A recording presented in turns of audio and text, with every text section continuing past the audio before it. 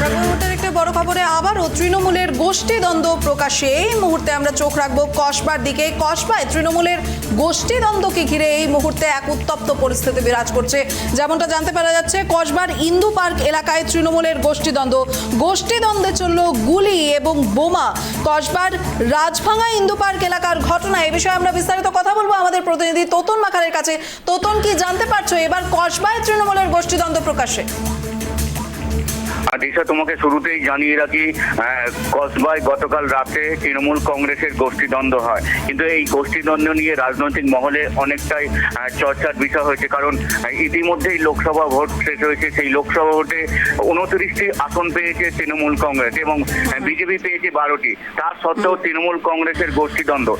কলকাতা পৌরসভার 107 নম্বর ওয়ার্ডের কাউন্সিলর লিপিকা মান্নার সাথে এবং এই ওয়ার্ডের আগের কাউন্সিলর সুশান্ত ঘোষ তার লোকজনের সাথে গোষ্ঠীদ্বন্দ্ব, এমনটাই বলছে এলাকাবাসী।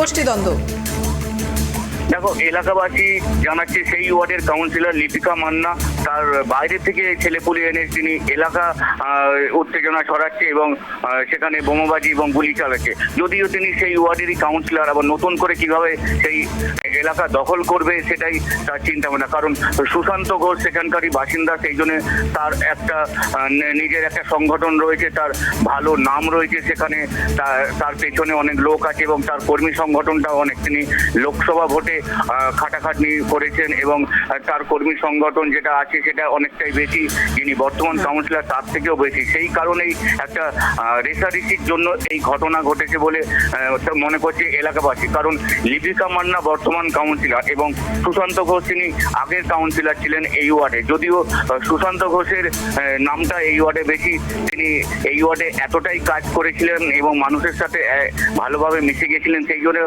তার সাথেই অনেক মানুষ আছে এবং সেই তার ভালোবাসা এবং তার জায়গাটা এখনো পর্যন্ত বজায় রয়েছে। এবং লিপিকা মান্না এখানে কাউন্সিলর থাকা সত্ত্বেও সেই সম্মান বা সেই ধরনের মানুষের সাপোর্ট পায় না। সেই কারণে বাইরে থেকে লোক এসে সেখানে ঝামেলা সৃষ্টি করছে এবং পুলিশের সামনে মহিলাদের মারধর করা হয়েছে, এমনটাই অভিযোগ করেছে মহিলারাও। এর আগে শনিবার রাতে কাউন্সিলর লিপিকা মান্না, বর্তমান যে কাউন্সিলর রয়েছেন লিপিকা মান্না, তিনি মূলত কি ধরনের কাজ করছেন? তার কাজের দিক থেকে এলাকাবাসীদের কি প্রতিক্রিয়া? দেখো, এলাকাবাসী জানাচ্ছে কাউন্সিলর কাজ করছে, কিন্তু সুশান্ত ঘোষের এতটাই সেখানে মানুষের সাথে মিশে যাওয়া ছিল, তিনি এতটাই মানুষের ঘরে পৌঁছে তার সমস্ত রকম সমস্যার কথা শুনতেন এবং তৎক্ষণাৎ সেই সমস্যাগুলো সমাধান করার চেষ্টা করছেন। সেই জন্য সুশান্ত ঘোষের প্রভাবটাই সেখানে অনেকটাই বেশি। যদিও একই দলে দুজনেই কাউন্সিলর, সেই কারণেই সেখানে তাদের গোষ্ঠীদ্বন্দ্ব হওয়াটা উচিতই নয়। লোকের কাছে একটা হাস্যকর ব্যাপার হচ্ছে, কারণ যিনি লিপিকা মান্না সেখানকার জয়ী কাউন্সিলর এবং সুশান্ত ঘোষ আগের কাউন্সিলর ছিল, কিন্তু নিজেদের মধ্যে এই লোকসভা ভোটের পরে 4 তারিখে গণনা হয়েছে এবং আমরা রেজাল্ট দেখেছি 29টি আসন রাজ্যে পেয়েছে তৃণমূল কংগ্রেস। তবুও বিজেপির সাথে কোথাও অশান্তির খবর পেয়েছি আমরা, ভোট পরবর্তী হিংসা। কিন্তু গোষ্ঠীদ্বন্দ্ব এই খাস কলকাতায় গুলি চললে এটাই একটা তাৎপর্যপূর্ণ ব্যাপার। একদমই। তোতন, গোষ্ঠীদ্বন্দ্বের ক্ষেত্রে এই যে গুলি এবং বোমা ছোড়া হচ্ছে, এই বিষয়টা কোথা থেকে আসে? মূলত এই বোমা, এই সমস্ত জিনিস আসছে কোথা থেকে, তাদের কাছে কোথা থেকে এলো? দেখো, এইটাই প্রশ্ন। খাস কলকাতায় গুলি চলছে, বোমা মারা হচ্ছে, সেখানে স্থানীয় মানুষজন রয়েছে, সেখানে বোমা চার্জ করা হলে অনেকে আহত হতে পারে, কিন্তু এলাকা দখল করার কিছু ব্যাপার নেই। কারণ লিপিকা মান্না সেখানকার কাউন্সিলর, বর্তমান কাউন্সিলর, এবং সুশান্ত ঘোষের একটা প্রভাব রয়েছে। তারা হয়তো কিছু কাজের প্রতিবাদ করে, যেগুলো কাজ করা উচিত না। এখন নানা রকম কাজ চলছে যেগুলো আইন বিরোধী কাজ, সেই ওয়ার্ডে সেই সমস্ত কাজ হচ্ছে বলেই আমরা জানতে পারছি। সেই প্রতিবাদ করে সুশান্ত ঘোষ। যদিও তিনি সেই পদে না থাকলেও তার একটা সংগঠন রয়েছে, তার প্রভাব রয়েছে, মানুষ তাকে ভালোবাসে। সেই প্রতিবাদ করার কারণেই একটা রাগের বহিঃপ্রকাশ বলা যেতে পারে। একদমই তোতন। তবে আরেকটা বিষয় হচ্ছে গিয়ে এই ঘটনাকে ঘিরে, এই যে এবার যে তৃণমূলের গোষ্ঠীদ্বন্দ্ব একেবারে প্রকাশ্যে চলে এসেছে, যেটা এতদিন ধরে অস্বীকার করছিল তৃণমূলের পক্ষ থেকে, তো সেই ক্ষেত্রে শীর্ষস্থানীয় থেকে কি কোনো রকমের কোনো প্রতিক্রিয়া এসছে? একেবারে তোমাকে একটা গুরুত্বপূর্ণ কথা জানিয়ে রাখি। কসবা এটি হচ্ছে দক্ষিণ কলকাতা লোকসভা কেন্দ্রে, যে লোকসভা কেন্দ্রের ভোটারও কিন্তু মমতা বন্দ্যোপাধ্যায়, অভিষেক বন্দ্যোপাধ্যায়। সেই লোকসভা কেন্দ্রে তৃণমূল কংগ্রেসের গোষ্ঠীদ্বন্দ্ব এবং গতকাল নরেন্দ্র মোদী শপথ গ্রহণ করেছেন প্রধানমন্ত্রী পদে, এবং কালীঘাটে যে মিটিংটা হয়েছিল সেখানে আমরা জানতে পেরেছি তৃণমূল কংগ্রেসের পক্ষ থেকে তারা জানিয়েছিল এখনই নয়, পরবর্তী সময় এই সরকার কতদিন টিকবে তারা বলে দেবেন, এবং সরকার ফেলার চেষ্টা করবে কিনা সেটা পরবর্তী সময় তারা জানাবে। আর সেই পদক্ষেপ যারা নিচ্ছে রাজ্যের শাসক দল তৃণমূল কংগ্রেস, তাদেরই লোকসভা কেন্দ্রে, যে লোকসভা কেন্দ্রে রাজ্যের মুখ্যমন্ত্রী মমতা বন্দ্যোপাধ্যায় এবং তৃণমূল কংগ্রেসের second in command Abhishek Bandyopadhyay voter, সেই দক্ষিণ কলকাতা কেন্দ্রে কসবায় কলকাতা পৌরসভার 107 নম্বর ওয়ার্ডে 2 কাউন্সিলরের মধ্যে গোষ্ঠীদ্বন্দ্ব। রাজনৈতিক মহলে এটাই চর্চার বিষয়।